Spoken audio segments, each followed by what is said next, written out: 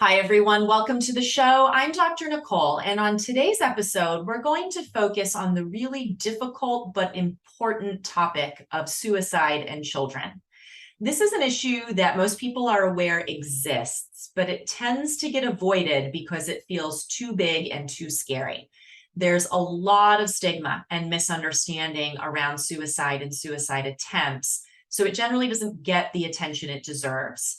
We are seeing rates of mental health problems in general and suicide specifically increase significantly since the pandemic, and that's true for both children and for adult populations.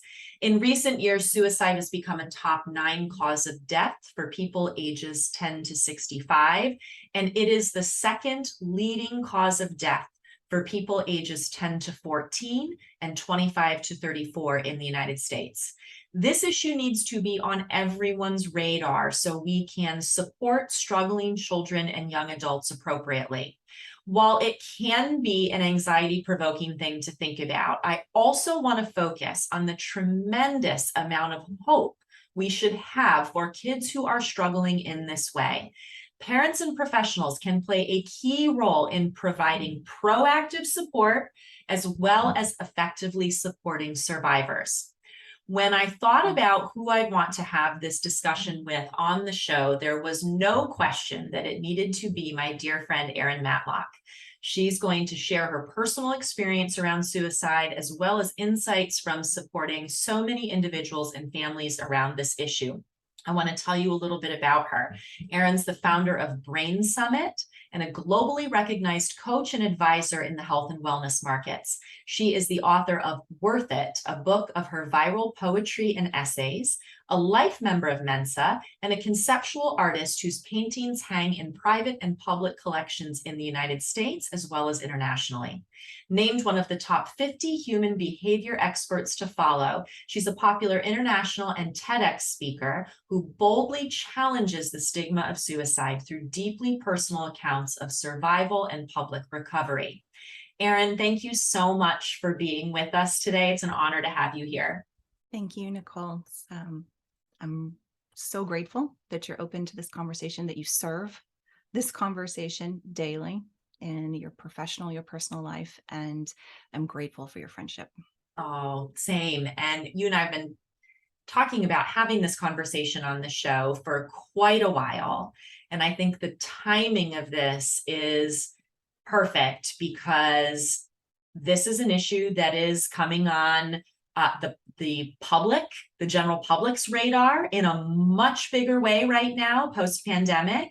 And it's something that individuals and families are dealing with a lot more. You know, we've had many more requests in the last 6 months from listeners of the show to cover this topic. And, you know, I'm curious your take. In the intro, you know, I said that I think the issue of suicide doesn't get the attention that it deserves because it feels too big and scary for people. That's my perception as a clinician, as you know, somebody who talks to people around these issues. I'm curious your thoughts on that. No, I get it. Suicide is a scary issue. It is scary to talk about. When parents come and ask me for advice on that, it's the same question. It's like, I don't know what to say is one, and then I don't want to put ideas in their head. And we know that, yes, when we talk about suicide, now we make that a living thing. We make that an option. But we have to, because if we don't, somebody else probably already has. And so in being open and speaking about that and opening up a household to using the word and talking about it and talking about feelings and sadness and anxiety and depression and all of these things is, in my opinion, the only way that you're going to be able to monitor, to assess, to be able to intervene. Otherwise, we go back into where you and I are Gen X. We didn't talk about this in my family. I hid it. And I think there was that that belief that, oh, she's fine. School's great. She's an all-star athlete, all of this stuff. And, we don't have this family history of it. And so we don't need to talk about those things. And that's for other people. And here it was in my own home as an actively suicidal teenager. And that's where it gets scary to me, is when we don't talk about it. And then there's a child hurting and performing to a point where the parent doesn't realize what's going on. It's such an important thing for parents to hear what you're saying around, by concealing it, by acting like this isn't a thing, by not talking about it, there can be a good intention there of not planting seeds of saying, well, if we don't talk about it, then it's not something we're going to have to deal with. My child won't know about it. But what you're saying is so profoundly true, and the data backs this up. When we don't talk about these things, it ends up creating more problems. And in today's world, where kids are exposed to all manner of information, content, perspectives around things like suicide, sex, abuse, relationships, drug use, whatever it might be, these sort of secretive topics that we think, let me protect my kid by not raising these. Guess what? They're being exposed to all of this. And you so perfectly said, if we're not raising it and being supportive around it and giving good factual information around it, they're getting information and perspective from somewhere else. And I think that is one of the things that has fueled this, especially what we're seeing in today's kids, because of social media, because of some of the really problematic and dysfunctional things on social media. It can serve a good purpose and there's good information on it, but boy, are we seeing some real issues with kids being exposed to stuff that they can't begin to understand. And if we as parents and other adults in their lives aren't broaching those topics, are acting like these aren't things that we should be talking about, it leaves kids in an even more vulnerable situation. It absolutely does. They're just not equipped. That's right. And I wasn't equipped, and they're not supposed to be equipped. And my goodness, you and I didn't have the pressure that they have. This generation of kids and the millennials who went through it and are out, it's increasingly tough on them. I think part of it too is when you think about, okay, well, how often do we have to have this talk? How often do we talk about it? And what is enough? And what should we say? And I've never thought it was so much about what do we say. It's more about how do we create an open place in our household about awkward conversations where the children are going to feel safe talking and expressing and not having to worry about comforting mom or comforting dad, or not scaring mom or scaring dad, because these kids now, they're so smart. I think they're smarter than we were. They tune in to their parents and they're so skilled at it. And these are the things that ongoing, when you look at children in athletics, right? We often have someone in a football team or a soccer team will die by suicide, and then the school will contact. And what do we do? How do we talk to the children? And the thing is there's two ways after the fact, which is a lot of understanding about why someone might do this, and also that it's not the other children's fault. They can't save their friend, but they can help and love and support their friends who might be hurting. The other piece is, how do we prevent that? And I think these are ongoing conversations, and really instilling I would have always wanted my family to be like, okay, what happens if you fail that test? Because grades were huge. The pressure now to get into college. Are you going to college? Can we afford college? And what happens if you get the F? Instead of, you better not get the F, or we're not going to talk about it because we don't want it to happen. It's like, what happens if you don't get into the college of your choice? What happens if we don't get the scholarship? Can we start to have those conversations? What happens if you don't want to play football anymore? And what happens if you don't want to play lacrosse, but that was your ticket to college? What happens if you're in college? And we're seeing that these kids who cannot handle the stress of their sport, but that is the scholarship they're on.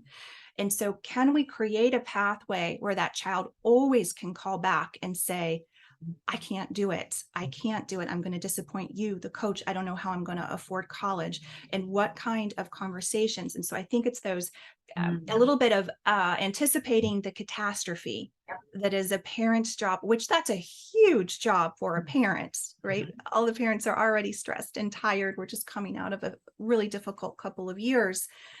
But those are the things when we see the impulse of suicide with young people. What happens if your girlfriend breaks up with you? What happens if someone sends an inappropriate picture to all of your friends? How are we as a team unit at home going to handle that so that when it happens, because one of these things is going to happen to your child, there's something in their mind that is going to be catastrophic, is going to happen to them during school. And if you can start to address that at age appropriate moments, then they know that they have an escape route that isn't suicide.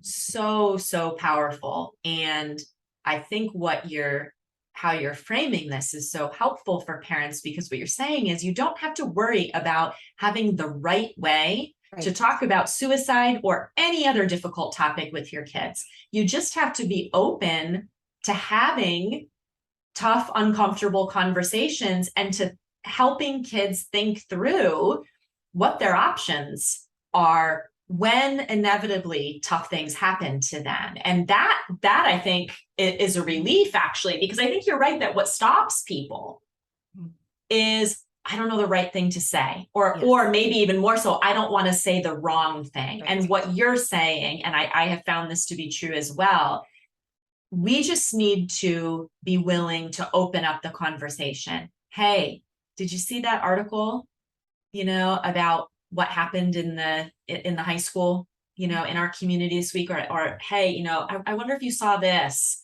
on social media, it's been in the news. Or, hey, I've been thinking about X, Y, or Z issue or thing. Just raising those things, if nothing else, it lets our kids know that these are things we're all thinking about. It's not just them. And that these are things that are okay to talk about. Because when we don't talk about something, the message, the story that kids create is, this is not an okay thing to talk about because nobody else is talking about it. Therefore, this is probably really awful of me to even be thinking about it. And there's something bad and wrong about me. Now, as adults, we go, well, of course, that's not the case. We don't want kids thinking about that. But we have to put ourselves in their position and their developing brains. Kids create stories about all kinds of things. And when adults aren't talking about something, whether that something is suicide or mental health more broadly, or, how do we handle it when we fail at something, or, what happens in XYZ situation, or sex, or whatever it might be, when we're not talking about it, kids then get the message that this is not something that is okay to bring up or to be thinking about. And it creates this wall then where they suffer in silence. And that's not what we want to have happening for them. So I'm so glad that we started there, because I think actually, if people take nothing else away from the conversation, that is so key. Yeah. I want to have you share, you've alluded to it in our conversation so far, but I'd love to have you share your story around this. Because one of the things that I so appreciate about you is your willingness to share your experience, because you are committed to helping other people understand and to break down the stigma around this. Again, one of the things that happens when we don't talk about things is we create this stigma around it that then makes it so that people can't get support. And you've kind of made it your mission, or one of your life purposes, to use the struggle that you went through to be able to open up this conversation and help other people. And I think it's such a tremendous thing. And so I'd love to have you share, to the extent that you're willing in this conversation, what your experience around this topic has been. Sure. Thank you for asking. Um, yeah, I have always been a pretty shy kid, although no one from the outside would agree with that. Highly introverted. And I would say I think I came out of my mother's womb a giant. Like I'm 5'10" now. And as a grown woman, I don't think too much about the height, and you're tall too. But I mean, by the time I was 10, I was probably 5'5", which is the height of an actual adult woman. And so, for someone who never wanted to be in the center and in the front, I always stood out. I was always bigger than the other kids simply because I was taller. And that I noticed from an early age, I just wanted to disappear. And I was much happier on my own and by myself and in my head, whether I was writing or in my own imagination. And then I loved the solitude of the outdoors. I was born in Ohio, spent the first 10 years there where you have a lot of forest around you and, just really beautiful escapes. It was the 70s where you could leave and then you didn't have to be back till dark and there was no supervision. So you had this freedom as a kid. But I put a lot of pressure on myself. And I know that that's most kids these days. There's just so much internal pressure, and things really bothered me. I would get embarrassed easily. I had a lot of anxiety. I didn't know what that word was. We didn't call things that. And I, you will look at this sensitive child, but really it was a depressed child. And again, the 70s, and nobody was looking. And I was this overachiever performer, loved my parents. They're still alive, they're still together. And we just had a high functioning family. And I happened to be born with a, pretty decent IQ. And so academics was something that I was interested in and came easy to me for quite a while throughout my life.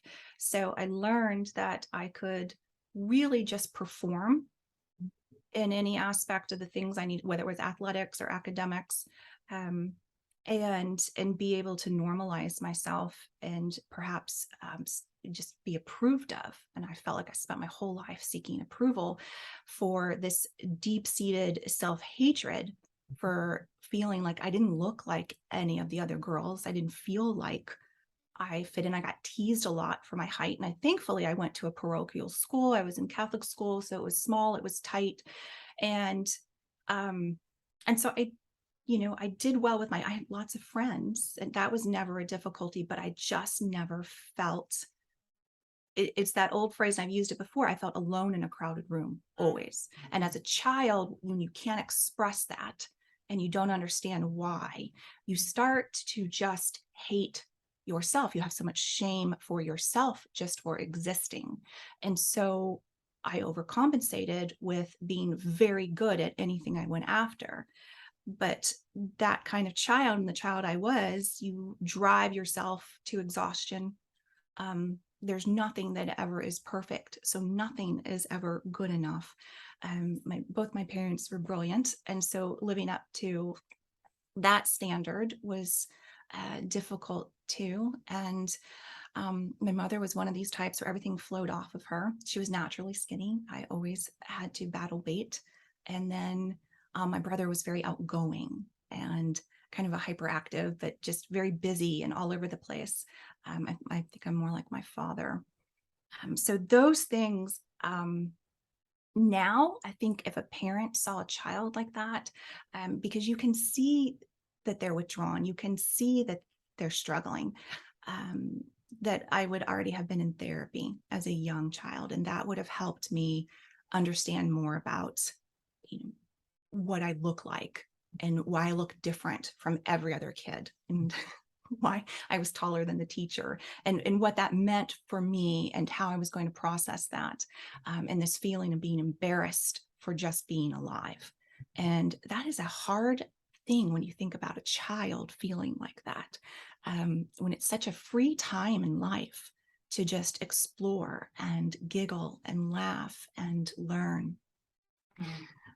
So yeah, we didn't have the internet, obviously, and I didn't know what suicide was, probably till I saw it in a movie. We got HBO or something like that. And I wasn't feeling that. So I think sometimes we have much younger children attempting or even succeeding at suicide, which is horrifying and heartbreaking. I didn't really become actively suicidal until I was about 15, when I knew that was it. And what had happened between the lead up of that, of course, adolescence plays a part, but it was this pressure of not feeling like I could talk to my parents about it, not wanting to disappoint them, not wanting to break this image that they had of me, and not feeling okay at school, even though in my elementary schools, there was nothing wrong with those schools. When we get to high school, I definitely should have been removed from that school. And that's another piece, is looking at, now we have options. The child doesn't have to stay in school. Maybe they're getting bullied. Yeah. Maybe they're dealing with gender issues. And I mean, there's just so much there with children and how they gang up on each other, and where school maybe isn't the safest place for them. But back then we didn't have options. You went to school or your parents went to jail. Yeah. And so I was like, you got to go. And it was just, so all of that stacked, and it's the silence. It's me as a child trying to deal with emotions that were bigger than I was, not having the proper tools, my parents having no clue that there was a problem in the house, or even that I would be that child in the 70s or maybe early 80s on the street that had a therapist, because that would have been gossip back then. It's not now. And so this is so good. And that's what you do, is you help these children that where I needed help. So, getting to adolescence, then you add on hormones and changes and boys, and we weren't so sexualized back then, but you were still like, liking boys. And did they like you? And did you get your heart broken? Trying out for sports? Did you make cheerleading and the social classes? So those kind of conversations are the ones that I talk about, is this, these parents, they are a soft place to fall.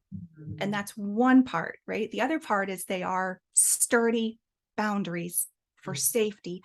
But I never had, I had, and I still do to this day, loving, supportive parents, but I did not feel like I could just come and fall into them and collapse.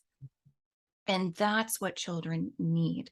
And it, all through into young adulthood, is to be able to express the thoughts in their head or their fears without a parent having to solve it or know what to say. And yeah, I'm a big proponent of not worrying about what you say. If you've got teenagers, you're already saying the wrong things anyways. That's just what happens. That's going to happen all the time. All the time, right? And but looking at these things, okay, what happens if you don't get to be a cheerleader? What happens if you're a cheerleader now, but when you get to high school, you don't make it? These are the types of conversations we have to look at to structure the falls, like to support the falls, because that's the impulse that a young person has over maybe an adult who is suicidal, tends to, not always, but tends to grip on longer, because there's more tools built up to cope with the horrifying thoughts. A child thinks that a boy broke up with them or something, their life's over. Yeah. They didn't make the baseball team, life is over. Yeah. They can't see past that. And so, and I know that's what, you're an expert at that, but that's where the parent comes in to say, okay, I need to start looking at all of these things that could cause my child to fall. And how do I make sure there's a softening of the fall? And what are our options for coping? And how do we do this as a unit? Even if you're a teenager and you think that I'm dorky parent or whatnot, we're still, this is us against the world. And we are going to get through it as a unit. That message is so important. And I want to touch on what you said about the impulsive nature of it. And I want to make a couple of key points for all of you listening. What Erin just said about adults tend to hold on longer. Yes, because as adults, we have a more fully formed, or hopefully a fully formed prefrontal cortex that allows us to have executive functions that regulate our emotions better, that allow us to think things through more, that allow us to not as impulsively react to things. When we think about children, teenagers, even young adults, because the prefrontal cortex of the brain continues to develop through the mid-20s, of course, they are more prone to what you described there, Erin, which is that impulsive response of like, this terrible thing happened. I see no way out of this. I'm forever going to be branded as the loser, the whatever. And they are more prone to an impulsive self-harming or impulsive in whatever way response to that, literally because they're still in a developing brain. Mm-hmm. And so I think that developmental aspect is key. And then recognizing that if you're a parent of a child who has one or more disabilities or brain-based challenges with executive function, those kids are at higher risk. We know that from the data. Our kids diagnosed with or who have symptoms of ADHD, kids who have other types of executive function issues, their brain struggles even more with regulating those strong emotions, with stopping and thinking things through. And so I say this not to scare anyone, but awareness is important, because when we understand some of these risk factors and we understand developmentally and from a brain standpoint what's going on, it allows us to be even more proactive and intentional around doing what you're talking about, which is skill building. Mm-hmm. What do we do when these things happen? How do we problem solve? How do we deal with big, overwhelming emotions? When we know that our kids may potentially be more at risk for those things, it allows us to be more proactive in modeling and building those skills. And that, I think, is so critical. And it goes into adulthood. Yeah. Right? I mean, how many of us have met or live with or have lived with or have neighbors of adults who clearly didn't get that education and do not have good problem solving skills? And they don't see their options. And so we have this, so if we look at that, we can help that child through that. It's just an enormous relief for them. Mm-hmm. But even, I think about my, I had a friend who thought she was having a stroke. It turned out to be Bell's palsy. So a bunch of us girls rushed to the hospital, right? And we were all in there. It's a whole bunch of moms. I'm the only one who's not a mom. And once we realized what it was and that she was going to be in there a few days, but it was going to be fine, right? It was a treatable thing. The other mother, we were all just laying around on the bed with her. And one of the mothers was having just a devastating moment because the child liked a girl. He thought the girl liked him. The girl did not like him. The girl and some guys decided it would be fun to ask for an inappropriate pick. And, this is a very innocent young man who just really thought that he was in, a one-way conversation with the girl. She got the pick and distributed around school. And that is not the only time we'll hear of that today. I mean, this is just something that's happening. And I think of these types of that you and I never worried about. I mean, that stuff wasn't happening there now. And I can see where I would have thought my life was over when that happened. And so those kind of conversations of like, hey, you know what?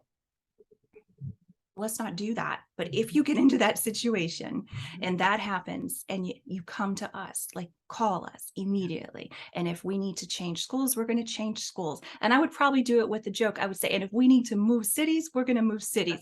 And the thing is, you may be thinking we can't move cities because the job, it's not necessarily that you have to, it's that all of a sudden they see, because they're feeling mom and dad or mom or dad or grandma, whoever is, in charge.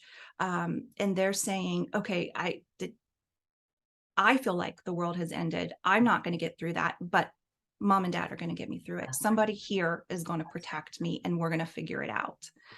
And that piece of knowing that they can come to us, because part of the obstacle or the main obstacle for some kids is not seeing how they will be able to go on. But sometimes it's such a concern about disappointing the parents. What will my parents think? It's the devastation of what will happen when the family finds out or how the parent will react that can then lead to those suicidal thoughts and impulsive suicidal or any type of self-harming behavior. And of course, no parent intends for that to happen, but we have to be intentional about making sure that our kids know that nothing they're ever going to do or say to us is going to cause us to stop loving them, to be disowning of them, to not think that they're good people. They need to know that they can trust us in those hard moments, that they can come to us, and that we're not going to further heap on shame, embarrassment, all these things that they're already feeling. If we are parents where they're like, I can't tell my parents this because it's just going to make it all worse, then that compounds it. And some kids then get to the point where they really feel like there is no other option for me here. And so I'm so glad that you're spotlighting that. Let's continue on with your story a bit. You shared sort of how you came to the situation that you were in at 15. Then you hadn't had any therapy, no real support around this, and you became actively suicidal, self-harming, right? So, right. And it's amazing that I didn't die. Like, I look back and I think how on earth, because there was no option, no way out. And I always think to myself, we were a tight family unit. We were not a perfect family unit. We definitely had dysfunction, like I think any family does, or most families do. But there was enough structure in there. And I think that was that my need to please, that I was going to white knuckle it through. And this, if your child has attempted at a young age or a teenage age, or if you're watching this and you've lost a child, it is not because you didn't have a loving household. And I really want to make that clear. I always talk about this with my parents. There's nothing more they could have done. They didn't know any more to do. And the thing about a parent is you cannot follow your child around 24 hours a day. And so anything could take them. And it's a horrible thing to think about, but we see drownings, we have car accidents. There's all kinds of things that can happen. And it's the worst nightmare for a parent. And so we have to look at releasing the parent from that kind of just extreme horror, guilt, and a prison in their life if they've lost a child. And I've spoken to so many of them, I know you have too, of how much of life they lose going forward because they're in that place of, I could have saved them, I should have saved them, what could I have done differently? And we can all do the most that we can do. Just like with cancer, we can treat them with everything we have. And sometimes cancer still takes the patient. And we don't, for some reason, and I get it from, as much as I can get it not being a parent, it has to be difficult to forgive oneself if your child dies by suicide. But I also really encourage people to look at it as suicide is going to take some people each year. It is, no matter what all of us do, no matter if you're in therapy, you're on meds, whatever your beliefs are about meds, you have structure, you have a loving household. And so we can all do our best, but also parents have to really give themselves a break to know that there is that chance that we can't save everyone all the time. And so, I look back and it was really tough. We had moved from Louisiana to Texas, and that did it. That was the break for me. That doesn't even phase a lot of kids, or maybe they have a tough time or they're nervous about who their new friends are, and then they're fine and they're thriving. I did not thrive. I moved to a large public high school in Texas.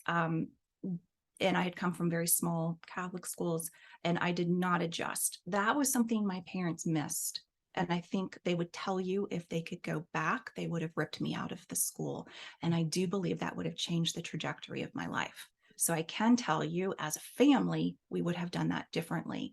But that also would have taken more communication and understanding, living in a different time. Now there are options. So I'm always an advocate of, if the school is causing the problem, if it's the mean girls, whatever it is, get them out of there. They don't have to stick it out. This thing of, oh, we're not a family of quitters, or you have to learn to toughen it up because the world is hard. They are not ready for that kind of hard. No, I'm so glad you said that, because there are parents that I talk to who are like, well, they have to learn how to handle this stuff. No, actually, we're not as humans meant to handle that. No. And even as adults, children don't have the agency that we do as adults. As adults, if I am in a toxic let's say, workplace environment with people who are verbally abusing me and denigrating me and treating me poorly, I can leave.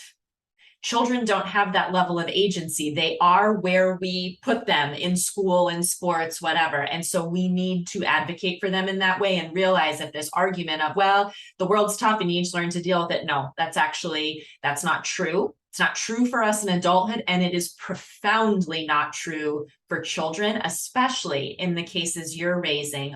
They're not adjusting well to things. They're being bullied. They're being abused in some way, or even it's just a toxic learning environment for them, whatever it might be. Mm-hmm. We have options and we need to exercise them. And I think, the point you're making for parents here is we all do the best we can with what we know and understand at the time. Yes. Right. Yeah. And it's easy to look back and say, yes, I would have done this, I would have done that. And we do have to give ourselves grace around that with every aspect of parenting. We're doing the best we can with what we know at the time. And it's why I think conversations like this are so profoundly important, because you learn more and you can understand things in a new way that then allow you to move forward doing something differently. Mm-hmm. But we're all doing the best we can. And so I appreciate you saying that. And for your parents too, like you're saying, okay, this move at high school was kind of what was the straw that broke the camel's back for me. In hindsight, your parents are able to look back and say, boy, we would have done that differently. And we recognize they were doing the best with what they knew and understood at the time. Mm-hmm. Yeah. Mm-hmm. And I can see that too. That's the beauty about being an adult and right. being able to look at your parents in that way, because as a young woman, I remember, because this went on and into my, until I was 30, and being so angry. And that happens with mental illness. If we're talking about specific cases of mental illness, you may be the target of your child's anger. They may blame you for decades. And that is heartbreaking. That is difficult for parents too.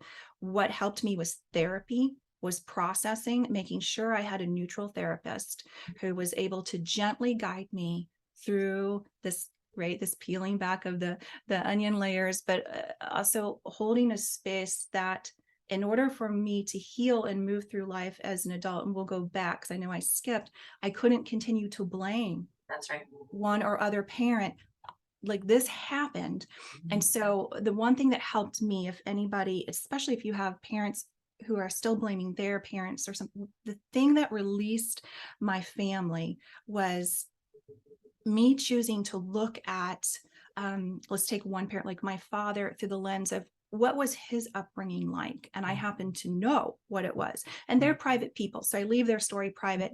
And being able to look at them through a parent's eyes, even though I was the child, and think, how can I show compassion to people who, as a teenager or a 20-year-old, I, would have thought were completely responsible for everything wrong in my life, because that happens with kids when without good coping skills, we blame the parent or one right. parent. And sometimes there's abuse in the home.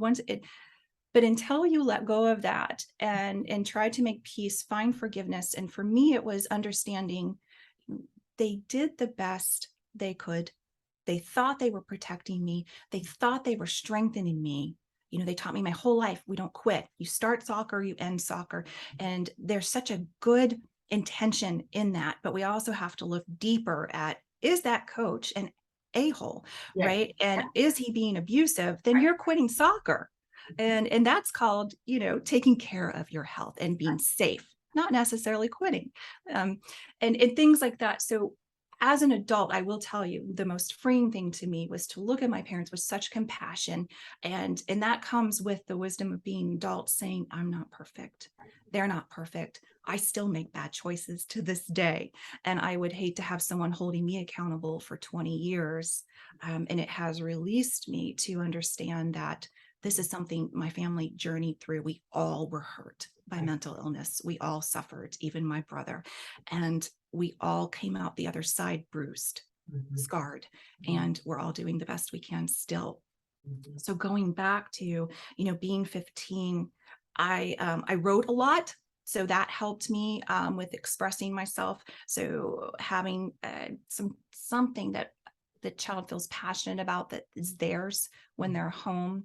And I got through, and I do look back and I don't know how, and I almost think I had to grow into the courage, and this is going to upset some people, but I do find there is a courage that comes with ending one's life, because if you've never made a true attempt at looking at end of life choices, then you don't know what that's like to build up to that, and to have to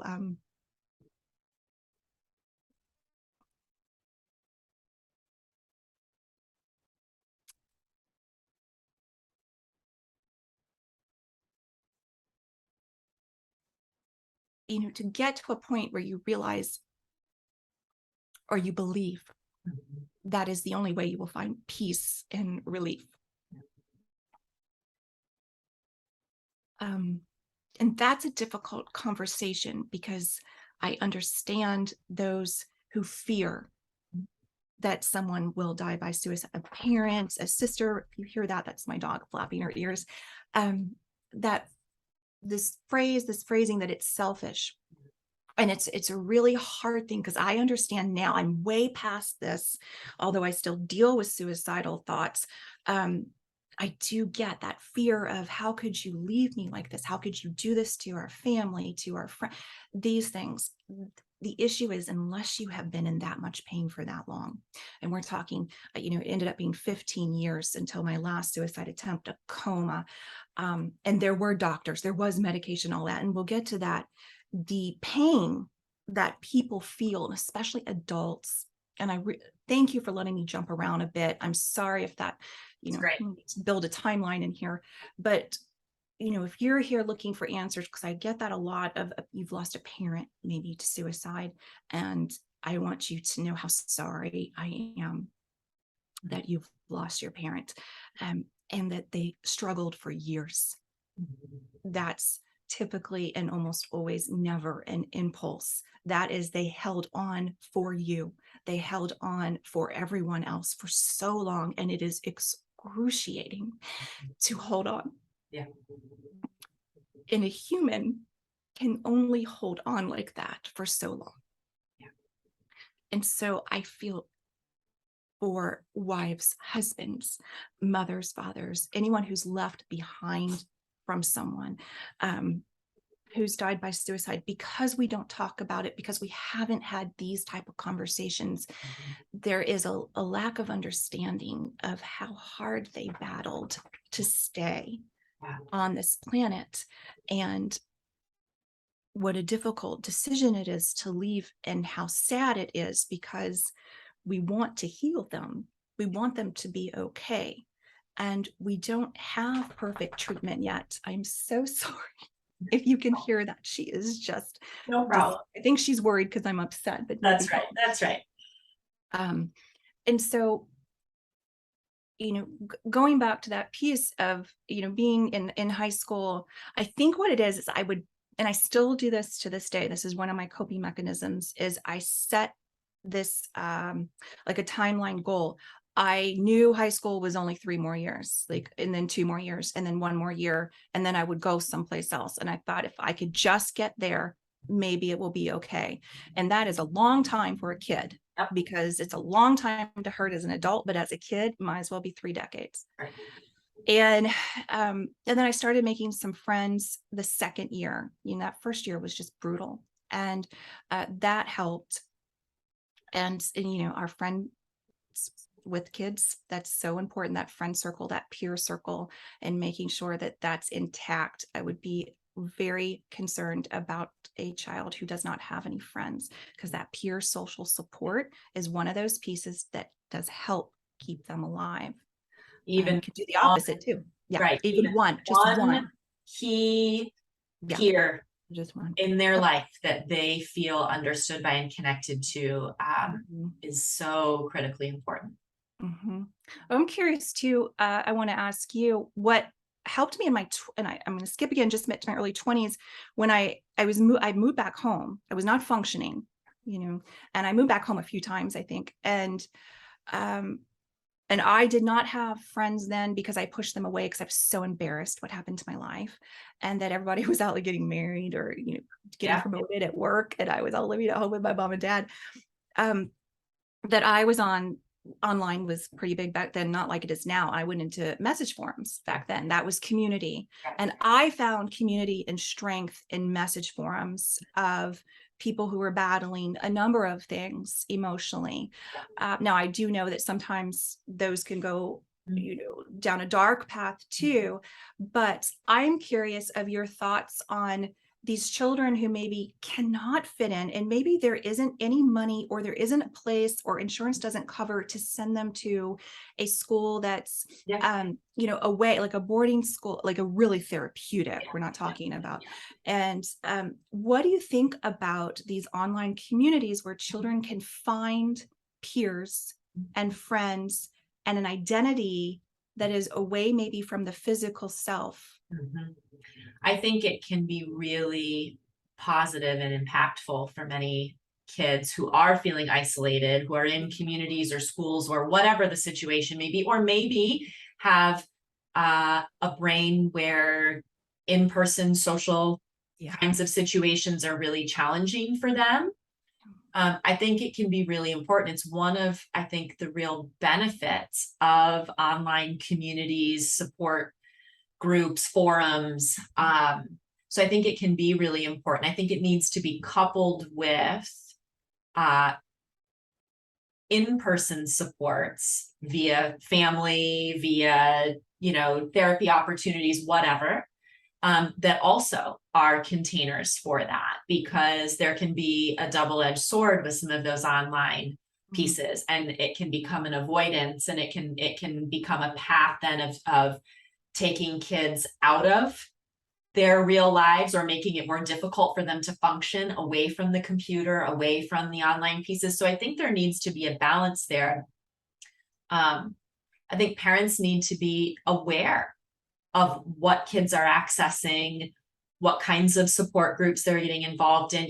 I've had young people who have come to see me who got involved with certain forums and groups online, and initially it seemed good, only to discover down the line that actually these were really manipulative, toxic, problematic forums or groups that they've gotten involved with. And I think that kids can't be expected to parse that out. That's where adults, we need to be involved with communicating with them about how that's going, what they're learning, what they're doing, not constantly micromanaging and hovering, but aware, so that we can help them think through those things. Their brains are still learning how to do that. But I think the power of community, in whatever way that shows up, whether it's in person, whether it's online, it's profoundly important, because the one way to make sure that someone feels continuously depressed, hopeless, isolated, like they have no options, is for them literally to be isolated and without community. Yes. Yeah. 100%. Yeah. I thank you for that. And because I am curious. I know how helpful it was for me. I was in my 20s. Yeah. Right. And I was at a dinner, another mutual friend of ours, and a conversation came up about these meta worlds and virtual. And there was a gentleman, very brilliant gentleman there, engineer, right? And trying to understand, I don't understand this. I can't see it lasting. I don't understand the purpose, because it's not solving a problem. And I looked at him and I said, of course it's solving a problem. People who don't feel as though they belong in this world can easily blend in and belong and thrive in that world. And unless you have felt on the outside, and I know what that's like, then that it wouldn't seem to pull you in. And then there lies the problem for our youth is, yes, I think for some of them, they will thrive there, but how do we police that? How do we parent that? How do we make that safe for them? Right. I don't have that I think what you're saying around all of this, which is something I really want listeners to hear, is the importance of us taking the perspective of what is going on for the child. or the other person or our partner, whoever is struggling, right? We look at it through our own perspective of, well, I could never, or well, you should just, but this perspective taking, you're sharing the perspective of someone who has been there. And we need to hear that and say, it doesn't matter whether we understand it, whether it's what we would do. We need to understand the profound pain, struggle, suffering that persists to the point where someone would feel like this is the only option for me. And so if you're someone who has thought of suicide as selfish, or I just don't understand how anybody could do that, I really want you to hear this, because it's not about your perspective or my perspective. It's about what's happening for them. And that perspective taking piece is so important. And we don't have to agree with it to seek to understand it. That happens a lot with kids, right? I can understand where kids are coming from. I can empathize with them. I can problem solve with them around it. It doesn't mean I agree all the time with what they believe is true, or, but I don't have to agree to understand, to perspective take, to empathize, to support. And that is key with any kid struggling with a mental illness issue, especially when we're talking about suicidality. Yeah, thank you for that. It's my hope in sharing that I only want to ease someone's pain who's been left behind, because the thing is as you know, our feelings are our feelings and we're free to have them. Right. And if you're mad at someone, you're mad at someone. And the issue is that it becomes a prison for your life, because your life then becomes about someone abandoning you. And that's understandable. But there's a freedom that comes with building and understanding to a point where you can have compassion for them needing to end the pain, because they could not be here any longer. And that is a very difficult ask, I know. But I think that it will help to ease up life and your relationships and your ability to bond in relationships and thrive and have peace.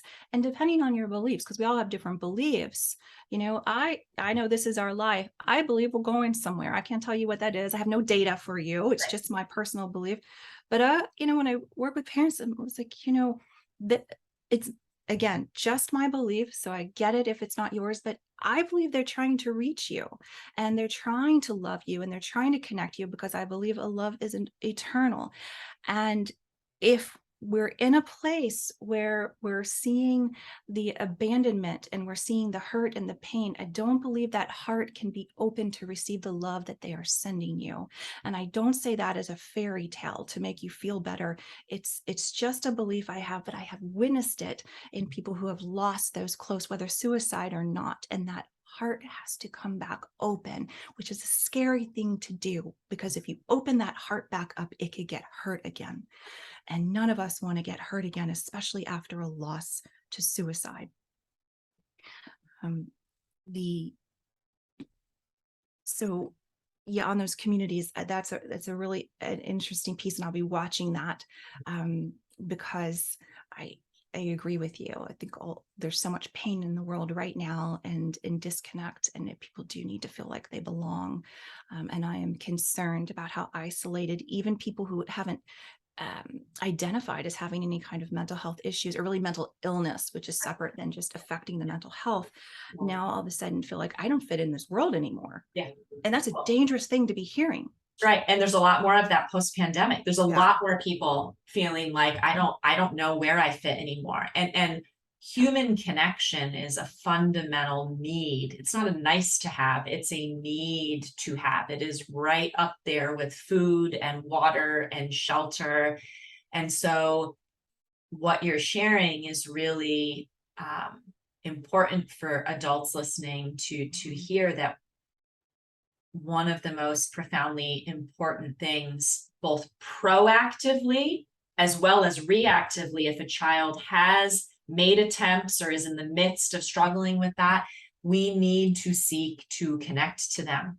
Not shaming, blaming, not even just focusing on, what are all the treatments we need to do? I mean, yes, there's a time and a place for that, but on a fundamental level, focusing on that human connection, that empathy, that love, that understanding, because that, in my experience, is ultimately, along with whatever therapies and other things need to be in place, is what helps people move through this and become in the category of survivor from this, because we know that we actually have a pretty terrible track record if we just look clinically at the interventions that we have historically used for children and adults who are struggling with suicidal ideation, suicide attempts.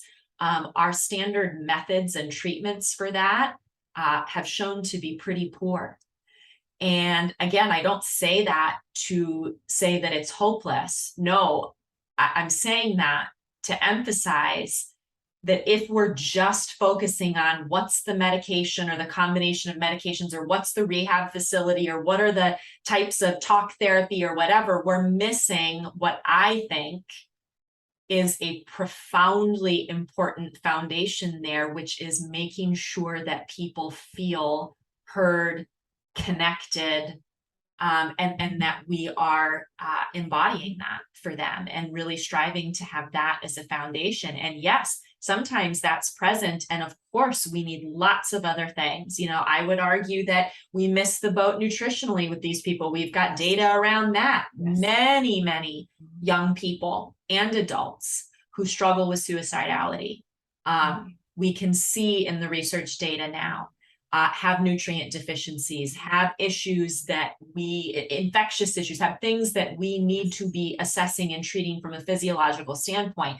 The fields of mental health and medicine have completely missed the boat on that. And we're just now starting to look at those pieces. So there are a lot of reasons to have hope if you know someone struggling with this, if you yourself as a parent have a child who's struggling with this. But I think we have to start with that connection and that sense of, we're, like you said so well so many times now, we're in this together. We're in it together. We're going to figure this out. Yeah. We're going to figure this out. This isn't just a you problem. It's not you need to go to a residential treatment center to figure this out. It's we are in this together and we're going to figure this out. And I just think that's so important for kids to hear. Yeah. From all of us. Yeah. I remember my neighbor in Houston, after one of the attempts, I had come back home from the hospital.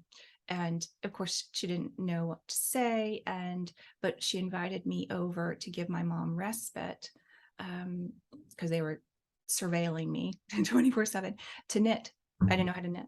And she goes, come sit back by my pool and I'm going to teach you to knit. And it did not cure anything for me, but what she was doing is showing love and support for my family without knowing how to support, and sitting in community. And that's all it was. I never became a knitter. And but the thing was, I always remembered that act of kindness, of just trying to show that we're here for you. Yeah. And so those things do help. They stack. Yeah, they do stack. So I made it through high school, and I look back, I have no idea how, and there's no reason for me to have made it through that, but I did. And college was much easier because I went to the University of Texas at Austin. Austin's amazingly open town, open-minded town. And what happened in college is you can kind of hide mental illness in just looking like a normal college student. You're sleeping late, you're missing class, you're failing class, you're drinking, you're trying other things, you're going through, partners. And so it just looks like you're a college kid for a lot of college kids, not all. And again, I had this structure that I had a goal in place. I was going to graduate. And then I was going to finally, make my own money and make my own rules. So I did not do well. I was always a scholar. and I know that was difficult for my parents. I know they were frustrated and disappointed at the grades in college. And I believe they felt at that time I just was lost my mind and was partying. And what this is mental illness. In my case, someone else might be a learning challenge. There's a number of things that can go on. But for me, it was just being masked. and they missed it and I missed it too, because I remember I had a friend, and all of a sudden she came home and she had like this when you went to the pharmacy and they used to put it in a bag. I think they still do, but it was, and I was like, what you got? And she's like, it's Prozac. And I'm like, what? And I remember thinking, oh my God, someone I know is on Prozac. I mean, this was the 90s. Right. I should have been in treatment at that time, whether it meds or not, ended up not working for me. They work for others. And so it was interesting that I missed all of that during college because I could distract and dissociate with what was going on in college. And I wasn't in athletics where I didn't have that pressure. So got through, and it was about 3 months after graduation, I was in the hospital with my first suicide attempt. I lost the structure and was in a free fall, complete free fall. So then to fast forward, so there were 3 more attempts over the next 8 years. And I would say that first one, when you ask like cry for help, that's exactly what that was. That was a young woman who had no idea how she's going to tell her parents that she needed therapy. So this is how I chose to do it. They escalated, and so we get up and I'll just move, and in between there, I got jobs, I left jobs, I got apartments, I moved states, I moved back home. It was just a really irregular life because I was not stable. I just could not do the adult thing for longer than a few months at a time. So if you have kids, it's like a failure to launch kid. I am living proof, life is not going to be easy for them because there are just some things that they have that are challenging that others don't, find challenging. But they can have all of those dreams and go after things and really live this incredibly interesting and, curious and unique life. They may always need a soft place, and that's important too. I have an open line of communication as my parents approach 80. While I'm not living with my parents anymore, there's still that family unit. Not everybody has parents, they might be estranged, that kind of thing. That's that community sense of support. So those last 2, and this is where I talk about with people, I hung on as long as I could. I was 30, so we're talking from 15 to 30. We're talking 3 pages of medication, wonderful therapists, wonderful psychiatrists, people who were working as a team. We were trying different things. My parents were paying for it. Insurance was awesome back then. So it was like we were, as a family, going at this and trying. And it just was one of those instances where I was not getting better. And if I would, then I would crash. And so by that time I had moved, I think, back home. And my father was traveling a lot at that point for work. My mother was an educator. And I picked a time when they were away, like they were in Hawaii. And again, this was not to hurt them or to blame them to go to Hawaii, because I think they lived with a lot of guilt that how dare they go on vacation? Well, they should have gone on vacation. They deserve to go on vacation. And I made a very significant attempt that was calculated. I had bought a book, How to Die by Suicide. I don't think they sell that book anymore. And so this was not a cry for help. This wasn't a let me just stop whatever's going on. This was we have tried everything. The depression was so bad. I couldn't feel anything anymore. I had no favorite food, no favorite flower, no favorite color. I couldn't process any love for anyone. And that is when you look at major depressive disorder, it is unrelenting. And it's a word that we don't have. It's just so much deeper than consistent sadness. We don't have a way to label it. So if you've experienced it, you know what I'm talking about. And the psychic pain throughout the body is so miserable than the guilt and the shame of being a disappointment and a financial burden on the family. every little thing is amplified. So if you're taking care of someone with mental health challenges, are they sensitive? Yes, they're Yes. sensitive. It makes them so sensitive that you have to make sure you have respite, Yeah. because otherwise it can feel a little abusive towards you. And you Mhm. really have to watch as a caregiver Yeah. that piece. And I just felt, and I really did believe, because it robs you of your ability to rationalize. Yep. And I felt that everybody would be better off, including the family dog, without me. And that I knew, and I understood they would be sad and they would grieve even as parents, and got that. But I knew that they could get on with their lives. Mhm. It is a huge financial cost to have a 20-something who is severely mentally ill, Yeah. because you're not covered by insurance. I mean, now we have different Yeah. insurance coverage for people Right. who are not working, all kinds of things. But at that time, it was, it was really difficult. So the bills that would come in, and we were a middle class family. Yeah. So I watched that. I saw that stress. You know that you are a stress. Mhm. Um, I also felt like what kind of life my parents were having when they were worried, Mhm. always. Mhm. So if you're wondering if they think about who they're leaving behind, Mm. Yeah. they do. Mhm. And I thought for a long time, and I fought for a long time. Yeah. And it just, nothing worked. So um that's where I talk about the courage, and I get some of you that's going to rub you the wrong way, and I understand it. Mhm. But it was not a quick decision. It was just the end of fighting for so long and nearly destroying my family. Mhm. And you get to a point where you just can't. Yeah.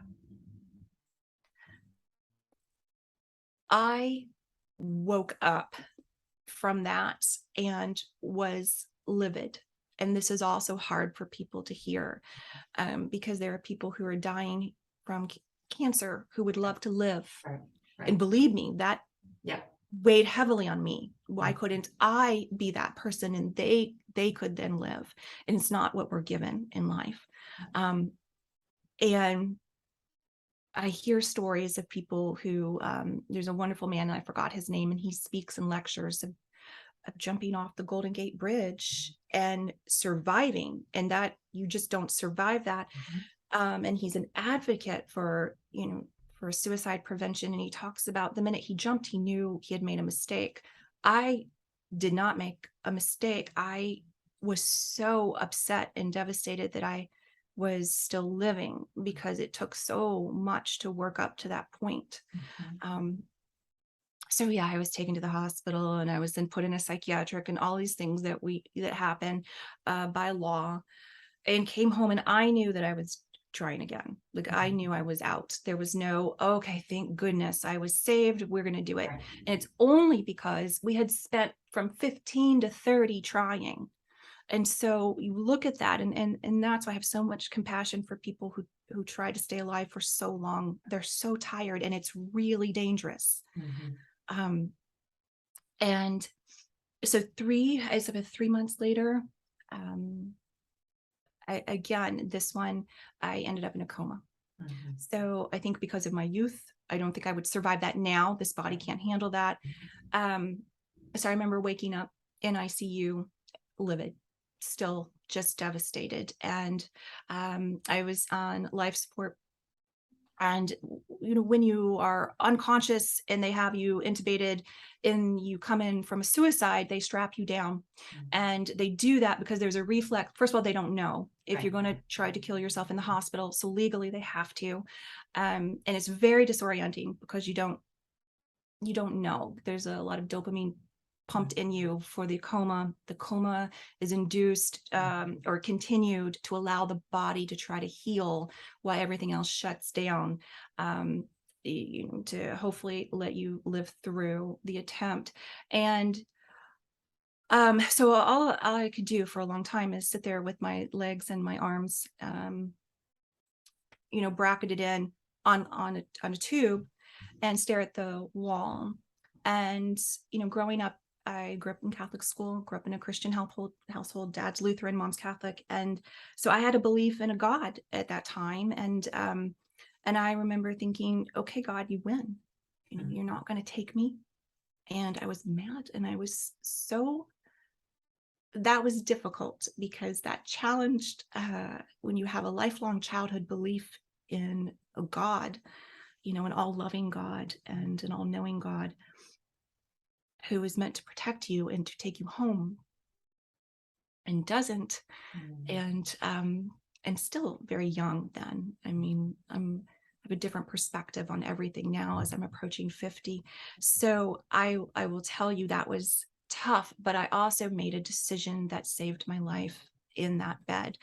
And I remember having this conversation with no lips with it too, and just saying, okay, because what scared me was I can't do it again because I believed I was going to survive again. Yeah. And I believed I was going to lose organs, starting to lose organs or the ability to walk or something where then it was going to be even harder and on top of living with mental illness. And a conversation for another time, and perhaps maybe with clinicians, is why we choose the methods we choose. I think that might be outside of the scope today. But you tend not to jump around in methods, and there's a lot of data, and it's an interesting conversation, also can be highly triggering. So I want to be really sensitive and let Nicole take the lead on that. And so, because I know that's a question, is why do you keep, you're kind of bad at doing that. Why wouldn't you choose a different way? That's a whole conversation in itself. And I will tell you, so I thought, okay, well, I'm not going to be able to do this again. So I'm going to have to live. And I'm not going to get married because who's going to want to marry me? I'm not going to have a white picket fence because I'm living at home with my parents and I can't hold a job. And so all those things went in my head, but I still said, but no matter what, I'm just going to live no matter how bad it gets. And I had complete surrender to my circumstance, probably for the first time in my life to any circumstance, to just say I am no longer in control. And even if life, and excuse the word, sucks, that I have to live it and I'm going to live it. And I made that choice. That was 2004. And I still make that choice today. And I will tell you, I still deal with challenges with suicidal thoughts, not all the time. And Nicole and I were having a conversation before we got on. I am in that place where I'm nearing menopause. And so a lot of these challenges come back in perimenopause for some people, especially if you have a history of suicide. And in one hand, that gives me peace knowing why. On the other hand, I have to use every tool I have and every promise I made to still live a very highly productive and visible life, high functioning life with suicidal thoughts. I'm not alone in that. So I think the world of you for allowing me to have this conversation, because you're going to have parents who are feeling suicidal right now and are functioning beautifully to the outside world. So from that, I learned that the medication wasn't going to work for me. So I started to come off of that with the help, because these are serious medications. I was on high doses. You don't just pull off, you can have seizures. And went to, my therapist and made some switches in my care. And my dad had just retired, and my mom refused to retire until my dad learned how to be at home alone without her. So it was me and my dad. And it was already a tense situation with my dad and I, but it was probably very therapeutic for both of us because I was unwell and he was learning how to be, a full partner in the family. Back then, men went to work and the women, she also went to work, and then she did everything else and all this stuff. Right. So it was an interesting time. But I had lost use of my hand and arm for about a year just due to being pinned on the ground. My dad had to drive me places. He had to brush my hair. I couldn't button anything. I couldn't sign documents. It was really interesting. So he had to be that for me. So it's funny how life forces people to work together who probably thought they could never work together.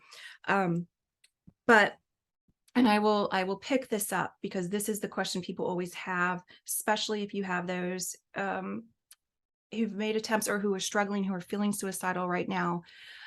I had left the hospital with blood clots all through my lungs.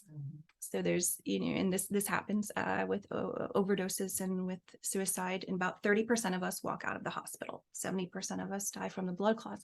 So, it was scary because you feel like you have ticking time bombs in you, which again, I get the remark of, but you wanted to die, but it's a very different controlled. Yeah. And to pain is different than walking around waiting to kind of blow up inside. And that is a difficult thing for people to process if you haven't been through it. But there is a different, I wouldn't have known. You would, this is what you do, but I would have been like, what's the difference? There's a difference. And so I was prescribed 2 minutes on a exercise bike, because I had to start to rebuild. I mean, I had to relearn how to walk, all this kind of stuff. And that 2 minutes turned into 10. And then that 10 got boring for me. And so but I still wasn't leaving the house at that point. This was early on. So it was a recumbent bike. And I read a book called Spark by John Rady. Yeah. Is it Rady or Ratty? Rady. Yeah. And it's wonderful. It's classic, Yeah. and it's about the benefits of exercise within neurogenesis, like regrowth. And was it We've had John on the show. Actually, if you missed that episode, it's from a couple years back. You can catch him talking about that. Yeah. Yeah. Highly recommend anything he's done. And I talked to my therapist, and I was like, well, I'm going to do this, and I'm going to start this process because the meds didn't work and something's got to work. So at that time it was a Sudoku craze. Everybody was doing Sudoku and everything. So I was like, okay, I'm bored on this bike, but I've got to go longer. I also had a lot of weight to lose from just being in bed for a couple of years. And I read about interval training through John and what that did and the growth and stimulation. And I was like, okay, I can do that. So it'd be 9 minutes of just regular biking because I was not in any shape, and then a minute of full outs, so that was the interval. Printed off these huge Sudoku, put them on an old clipboard from the 80s, and got my pencil because I was so bored. There was no Netflix or anything back then. So you just there's nothing on TV in the middle of the afternoon. And I had to make the time go by, and worked up to an hour doing the puzzles, which again was another thing to help just rebuild that critical thinking, thought processes, and actually success in getting that dopamine from finishing the puzzle, doing the bike, to the point where I started watching The Biggest Loser. Was big back then. It's been around forever. And it was the first time I ever saw someone lose about 20 pounds in a week. Not healthy. Right. At that time, I was like, how do you lose 20 pounds in a week? And I had put on all this weight from these antipsychotics that they put me on to try to just sleep off the depression. These were extreme measures that we could take 4 days to go through. Yep. Right.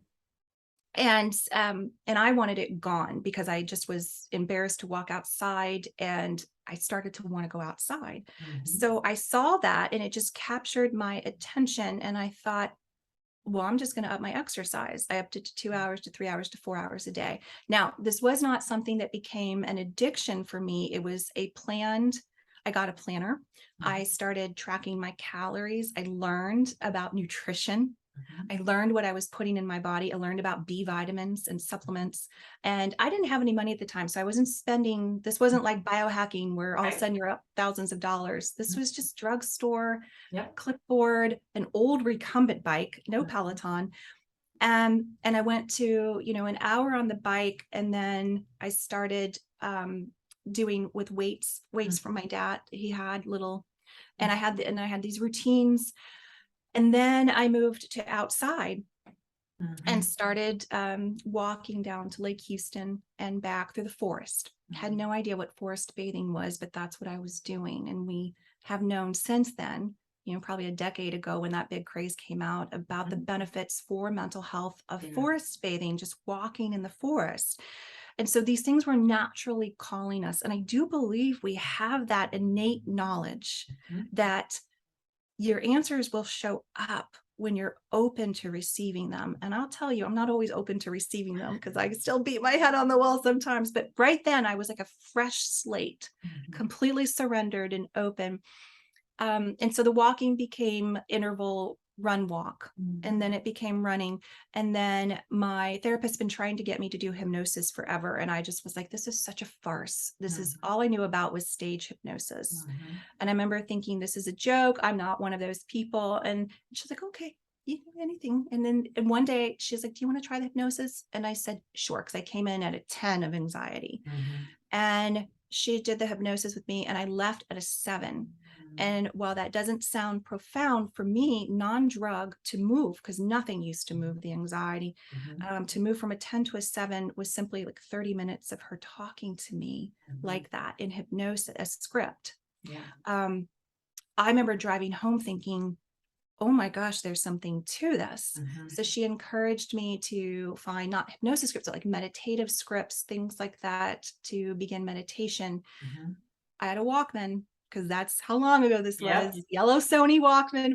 And I got tapes of, and then I moved to the, what do you call it? The iPod or the iPod Shuffle, whatever that was. And I started loading guided meditations to take, because I would now run all the way to Lake Houston. And then I would walk around Lake Houston and I would listen to the guided meditation because I still couldn't be alone with my own thoughts. My thoughts were not calming. They were. And then I would run home. So I was working up and I probably lost, well over 60 pounds in a little under 3 months. And so yes, it wasn't 20 pounds a week. I wasn't, because that's crazy. But what it showed me was I can take this and I can take my health back and I can become strong. And in that, it built mental strength for me. And my therapist built good habits for me. And we journaled and she taught me how to catch the automatic thoughts that were in my head. And that was huge. That is one piece. It's not the only piece, but it was such an important piece to me still being standing. I had no idea that my brain was just in a constant negative, critical, just doom state. And for her to teach me even to catch a few a day and have the energy to write them down without countering, because we had to work up to countering. And she helped me with that. I was astounded at the time of what was going on in my mind, my brain, without me even knowing it. And of course, someone would be ill. Of course, they would be depressed with those type of thoughts. So this journey, and I'll close it here and go back and throw it back to you, Nicole, was there was a point in, because she would ask me along the way on those walks, she goes, do you have, are you noticing the flowers yet? And I remember I say, Roxana, my favorite flower is a tulip and I don't have that feeling yet. And it's a slow process to rebuild, it's going to be at least a year. And then, you're looking at building recovery. And so we kept waiting. And then I remember one day I saw flowers and I remember thinking, I noticed the flowers because I wasn't even noticing them. So even though I didn't love them again, I noticed them. And then it hit me, and it was almost a year out. We got the IKEA catalog. And when they, you used to send out the IKEA catalog, and in the back, there's all these photography canvases that you can buy, this big, beautiful, large photography you put up in your room and everything. And there was one with tulips. Tulips are my favorite. And I saw it and I had to have it. And I recognized it immediately because there was nothing I had to have, because depression will rob you of wanting anything, even your children. I mean, it robs you of everything. And I remember thinking, oh my God, I want this and I love this. And it came back. And that was a year of work to get that back. And so the next day I got in the car and I had not driven. This was Houston. And it was about 50 miles on the highway to get to IKEA. And I drove, which I don't know was the best idea. That was a huge drive for me, but I drove early in the morning so I could get there right when it opened, because I knew I couldn't handle a busy IKEA. And I I can't make you come in and they make you go upstairs and all the way Yeah. through. And I knew the photography, if I could just get in and go back. But yeah, so I was power walking through the whole upstairs, and I went downstairs and I found it, I got it, and I power walked, I paid for it, and I got to my car. I put it in my trunk and I got into, and I locked the door because it was still a lot for me to be out in the world. And I put my hands on the steering wheel and I just cried because I knew that I was going to be okay. Mm. I did not think that I was going to have the white picket fence or the husband or any of that. It did not jump like that. It was, I'm going to feel things again. I'm going to drive a car again. I'm going to want things, and I'm going to be able to take myself and do things for myself. And that was the beginning of where I am now. Lots of tears. Thanks for getting through that with me. No, I so appreciate you sharing all of that, because each person's journey with this is their own unique journey. And yet this arc Yeah. of where you start and where you get to, it is so profoundly important to understand. And the thread of that runs through everybody's story who I've ever heard share that, but it looks different. And what I think you're offering is insight into the process of this that most people don't ever have the opportunity to understand. And you're offering a tremendous amount of hope that despite how long things might go on, how difficult they might be, if you have a child who it seems like nothing is working, to stick with it, to really, you do have to surrender as a parent too, to the process of this, and to continue to do what you can and know that this is going to be your child's journey. And for you, it was a 15-year journey. And I thank you for being so transparent about that and being willing to share. It's not an easy thing even now. And I want to touch on one other thing before we close, and that is that you talked about how you still struggle with suicidal thoughts at times today. And I want to really spotlight that, because I work with a lot of adults who have a similar story that started at some point in their childhood. It's continued through their adult, or it's something that came to them in adulthood. I think there's this idea that the goal is to overcome this. Somebody is suicidal, child or adult is suicidal, you treat them and they're not suicidal anymore. And I think it's important to understand that this tendency, this mode of coping, or this default to this idea of I'm going to take my life or I'm going to harm myself, is a part of some people. In some ways, I would say it's a part of all of us. I would argue that nobody gets through the human experience without having at least some fleeting thought of something along these lines. But that aside, for people who struggle with suicidality, it's not that we make that go away. This is a part, just like we have lots of parts to us. Internal family systems is a great theory and therapeutic approach to understanding us in this way. There's lots of parts of us, and some people have a suicidal part of them. That in and of itself is not a problem. That is a part of who you are. The key is to help continue to give people support and resources, and for people to develop skills and tools for living safely and in harmony with that part. And I think that's really important for people to hear, especially if you are a person listening who struggles with suicidality, who has made attempts or has had ideation. There's nothing wrong with you or inherently broken about you that you haven't fixed this or made it go away yet. This becomes it's a part of who you are that you learn how to coexist with in a way that is safe and healthy and utilizing of supports and strategies. And I just think that's an important thing for people to understand. And that's why I'm glad that you were open about that. Yeah, thank you for that. It's more people like you, Nicole, validating that, especially because we're hearing a lot of bypassing these days of, well, depression really isn't depression. we are so far from knowing what Right. depression That's really right. is That's and all the right. many things that we're calling one word. Right. And to tell someone it's a weakness of character, or that they're not fulfilling, their Right. duty on earth, and that's why. Right. Yeah, I think all of these things play into it, but it's just acknowledging that we all carry something. And for millions of us who are into adulthood, we carry this with us. And yeah, I always liken it to my friends who are in recovery from addiction. Mhm. They're in recovery for life. They commit to life. I Right. have committed to a life of recovery. Yes. Sometimes it's bumpy. And I suspect as I get closer to, 50, 51, and that menopause hits, it is going to be a bumpy road. And I'm, going to be seeking support for that. And there's been times when it has been a piece of cake. Yeah. And all in all, I understand that this is what I was given, Mhm. and it is mine to make use of. Mhm.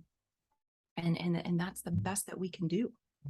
And that you're making use of it not only for yourself, but in support and service to others. And I'm profoundly grateful to you for that. I want to make sure as we wrap up here, you and I could have a conversation that goes on for many, many episodes. But as we wrap up, I want to spotlight your book of poetry called Worth It. I want it's beautiful. It will speak to Got so it right many of here. you listening. Tell people where they can find out about the book, where they can access your TEDx talk, and where they can just learn more about you for those who are interested in that. Well, thank you. The book is called Worth It. It's in stores, and you can go to Goodreads, Amazon, any, or your local bookshop, and it's in their computer if it's not in their store, and they can bring it in. And I do. I will tell you, I hear from people when they read it, and it's not completely about, it's about love and loss and self-worth, Mhm. and there's some parts about depression and suicide, but it's really about learning to love who you are and what you're here for. If you're not a poetry lover, it's short form poetry. So it's a little bit more like self-help poetry. I find that people tell me they read it very quickly. And that it helps them feel understood. And then, yes, if I have a couple of talks that go more into what we just talked about today, and the full talks are on the website. So it's just my name, Erin Matlock, .com/speaking. You can go straight to the page, and the videos will be right there for you. And yes, one is a TEDx talk, and one is a talk on our mutual friend Jim Quick's Yes. stage. And both are about surviving and overcoming suicide. Thank you. I know many people are going to go and check those out, and probably many people will be sharing this episode and listening to it many times. You have provided so many important insights, practical strategies, hope. I just appreciate you, and I appreciate you spending time with us to have this conversation. Thank you. Thanks so much. And for all you who are watching, do you put this on the YouTube along with the podcast? Oh, I've probably got mascara all over half my oh, face. that's okay. Me too. It's Thanks all for right. bearing with me today with all the tears. I am a highly emotional creature, but yeah, I should have put waterproof mascara on. I didn't think about it. And to all you parents, I want to lend with this. If you've made it through this, because this is tough. And I know this is triggering and scary to think about with your child. And also, if you are exhausted, like every adult is, to think about this lasting for 15 more years, or and yes, the financial aspect, everything of it. I just want you to take some time and really carve out time to be very kind to yourself, and to be around, even like Nicole and I talked about earlier, at least one person with a regulated nervous system. I have that one person in my life, happens to be my ex-life partner. He's my best friend, and he is so steady.